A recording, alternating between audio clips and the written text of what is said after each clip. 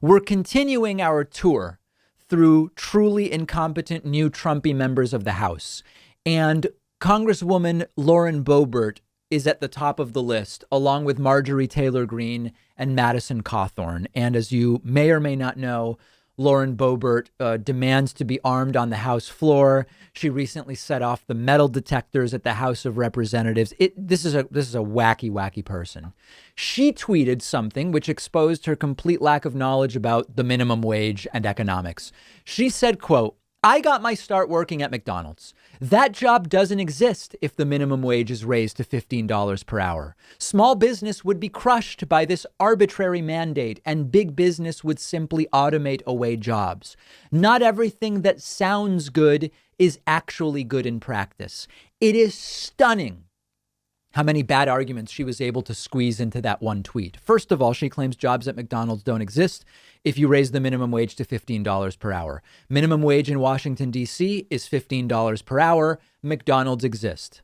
Debunked. Number two, she says that it's arbitrary to make the minimum wage $15 an hour. This is an argument we often hear from people who come in and say, listen, if you're just picking a number and more money for people is good, why stop at $15 an hour? Make the minimum wage $100 an hour. Make it $1,000 an hour. And of course, they are wrong that it is arbitrary.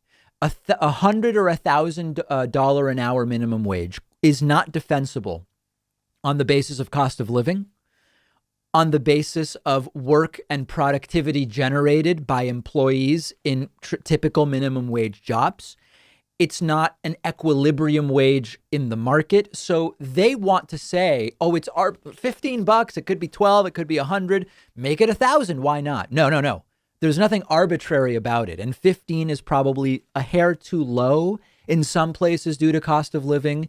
And in some other places, you could argue there are really low cost of living places where maybe you could argue 15 is too high relative to cost of living and revenue at small businesses. But the idea that it's arbitrary is just completely wrong. And what you have to understand, what is she missing here? And she's missing a lot.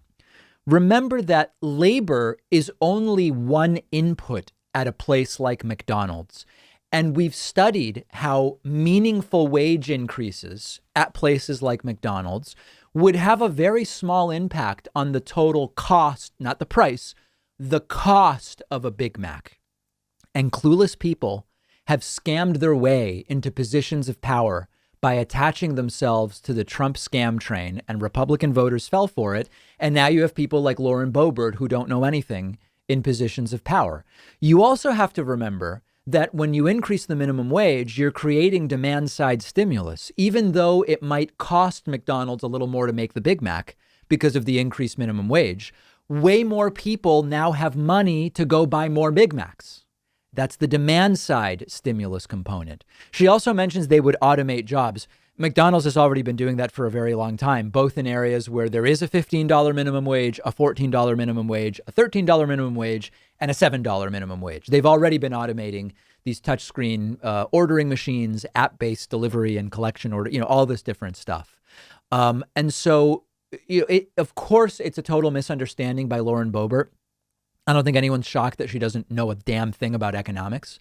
But the reality is that we're only going to get more of this if at some point the Republican Party doesn't say, this has to stop.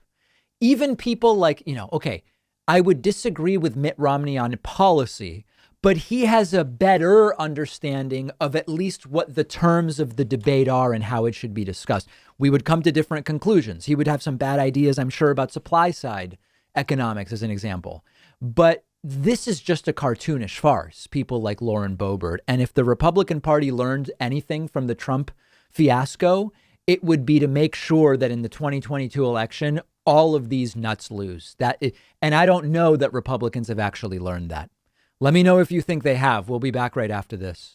When you see me sitting here at the microphone, oftentimes I'm wearing a shirt by a company called Teddy Stratford. And I love these shirts so much that I asked Teddy Stratford to be a sponsor of the show.